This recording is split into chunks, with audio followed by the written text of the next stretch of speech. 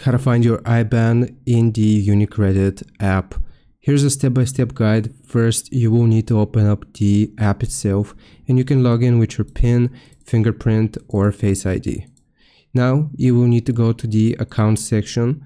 On the home screen, tap Accounts or select your main account. Now, you want to choose the account you want.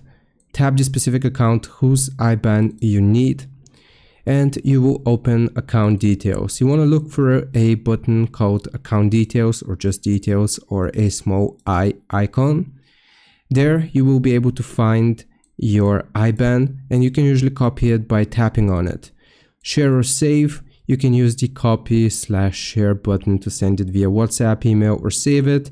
And here's an additional tip. In some versions of the app, you can also tap the three dots, which is going to look like this menu, to see the IBAN. I hope this answers your question. Leave a like and subscribe, and I'll see you next time.